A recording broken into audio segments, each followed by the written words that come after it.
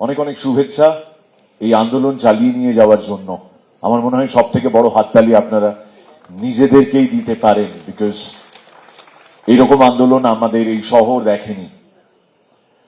আজকে যে প্রতিষ্ঠানের এই অডিটোরিয়ামে আমরা বসে রয়েছি, শুধু এটাই নয়, আমাদের শহরে এরকম আরো বেশ কয়েকটি মেডিকেল প্রতিষ্ঠান রয়েছে যেখানে সিট পাওয়া তো অনেক পরের কথা, দরজা দিয়ে ঢুকতেও বুক দুরু করে, because this is the seat of the best medical professionals in the entire country.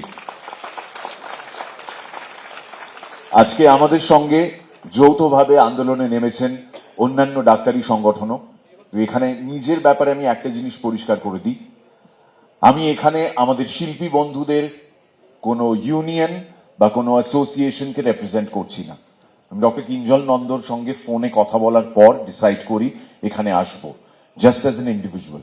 Please do not জাজ me by what I do, জাজ মি অ্যাজ দ্য পার্সন যে আপনাদেরই মতন এই জল, হাওয়া, মাটি এই সমস্ত কিছু উপভোগ করি। এগুলোর অনেক ঋণ রয়েছে। আমার স্ত্রী একজন ডাক্তার। প্রত্যেক দিন যবে থেকে এটা ঘটেছে, প্রত্যেক দিন আমরা ঘুম থেকে ওঠার পর আর ঘুমোতে যাওয়া পর্যন্ত এই একই জিনিস নিয়ে আলোচনা করে যাচ্ছি, which is creating a very negative environment at home. কিন্তু আমি বুঝতে পারছি এছাড়া আর কোনো উপায় নেই। আমার কন্যা গতকালই কয়েক মাস এখানে থেকে তারপর পড়াশোনা করতে দিল্লি চলে গেল। অদ্ভুত লাগে, আজ থেকে 3 বছর আগেও যখন প্রথম দিল্লি গিয়েছিল গ্র্যাজুয়েশনের কোর্স শুরু করার জন্য, তখন ওকে আমরা সবাই মিলে সাবধান করেছিলাম ওখানে কিন্তু রাত্রির বেলা যেখানে সেখানে সিনেমা দেখতে চলে যাবে না, শহরটা কিন্তু দিল্লি, কলকাতা নয়। যাত্রার সঙ্গে ঘুরতে চলে যাবে না, শহরটা কিন্তু দিল্লি, কলকাতা নয়। যেখানে সেখানে আড্ডা মারতে মারতে দেরি করবে না, শহরটা দিল্লি, কলকাতা নয়। আমাকে এইবার আমার মেয়ে প্রশ্ন করেছে, তুমি এবার কি বলবে? আমি কোনো উত্তর দিতে পারিনি। But having said that, আমার এখনো মনে হয় অনেকটা পজিটিভিটি বাকি রয়েছে। অনেক মানুষ যাদের কোনোদিনও মেরুদণ্ড ছিল না, তাদের মেরুদণ্ড ফাইনালি দেখা যাচ্ছে বাইরে থেকে।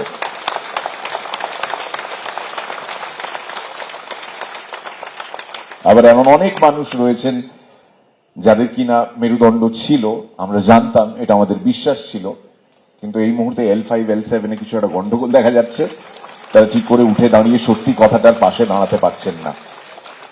মানুষকে কেউ তদন্ত করতে বলছে না, কেউ কোনো জবাবদিহি করতে বলছে না, শুধু পাশে দাঁড়াতে বলছে। যে মিটিং মিছিল নিয়ে আমাদের শহর জেরবার থাকতো একটা সময়, এবং আমরা উষ্মা প্রকাশ করতাম, আমরা বিরক্তিসূচক শব্দ ব্যবহার করতাম, গালাগাল দিতাম, আজকে মানুষ ঘন্টার পর ঘন্টা ট্রাফিক জ্যামে আটকে থেকেও এই সহনশীলতার পরিচয় দিচ্ছেন, কারণ তারা জানেন এটা বৃহত্তর স্বার্থে।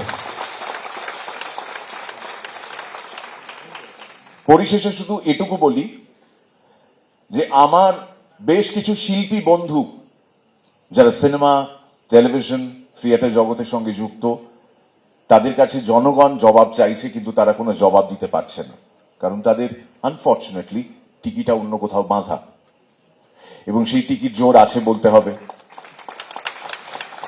যেটা আনফর্চুনেটলি তারা বুঝতে পারছেন না, জনগণ কেন এই রোষ দেখাচ্ছেন তাদের প্রতি, তার কারণ খুব সিম্পল, তারা প্রত্যেকে নির্বাচিত জনপ্রতিনিধি, এবং মানুষের এই বিশ্বাস থেকেই মানুষ তাদের ভোট দিয়েছেন।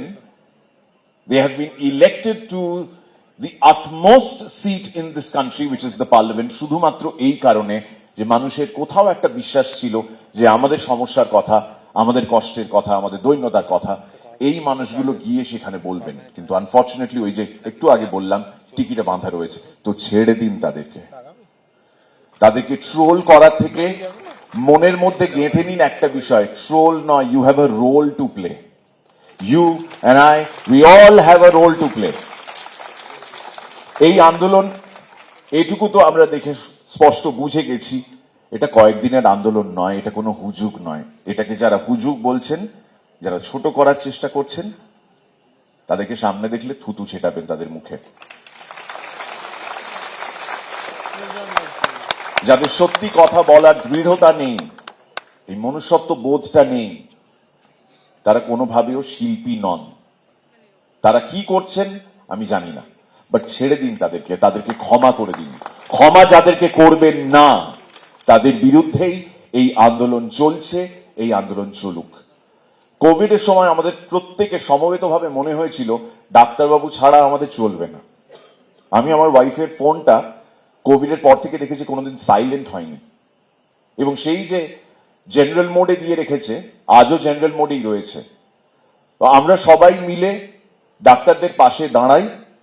এইটুকু কৃতজ্ঞতা বোধ যদি কোনো ডাক্তার আপনাকে সর্দি, হাঁচি, কাশি বা অন্য কোনো ব্যারাম থেকে আপনাকে বা আপনার পরিবারের কোনো সদস্যকে সুস্থ করে দিয়ে থাকে, তার প্রতি কৃতজ্ঞতা বোধ থেকে প্লিজ ডাক্তারদের পাশে দাঁড়ান। এই পাশে দাঁড়ানোটা খুব খুব ইম্পর্টেন্ট। আজকে আমি এসেছি এখানে আপনাদের সঙ্গে কথা বলতে, কিছুটা সময় কাটাতে। আরো অনেক বক্তাদের কথা আমি একটু আগে শুনলাম এবং প্রত্যেকেই যথাযথ বলেছেন। এই আন্দোলন থামবে না। আরজি করের ডাক্তারদের আমি স্যালিউট জানাই, যারা এই বৃষ্টি বাদলার মধ্যেও এই আন্দোলনটা চালিয়ে যাচ্ছেন, যারা রাত্রির বেলা বাড়ি ফিরছেন না। আমরা বৃষ্টির মধ্যে রোমান্টিক গান শুনছি, ভালো সিনেমা দেখছি, কিন্তু তাদের জীবন থেকে এই রোমান্টিসিজম হারিয়ে গেছে। They do not deserve this. কিন্তু আনফর্চুনেটলি তাদের এক সহকর্মীর জন্য, আমাদের এই বাংলার, আমাদের এই দেশের এক মেয়ের জন্য তারা এই সংগ্রামটা করছেন। কেউ কোনো রাজনৈতিক ভাঁওতা বা ফায়দার জন্য এটা করছে না। প্রত্যেক দিন যেটা আমরা বলি না, বেহতি গঙ্গা মে হাত ধোনা, আপনাদের আন্দোলনটাকে হাইজ্যাক করে মানুষ যে যার নিজের স্বার্থ সিদ্ধির চেষ্টা করছে, এটাকেও বন্ধ করতে হবে। কোন রাজনৈতিক ছাতা ব্যবহার করা চলবে না, বৃষ্টি যতই পড়ুক না কেন।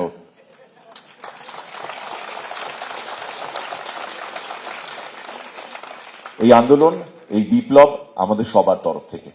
আজকে মানুষ যখন কাজ করছে, তারা কাজ থেকে যেই ছুটি পাচ্ছে, তারা কোথাও না কোথাও গিয়ে হাঁটছে, তারা কোথাও না কোথাও গিয়ে দাঁড়াচ্ছে এবং বলছে আমরা পাশে আছি। Justice for, justice for, justice for. Thank you so much for being patient. Thank you.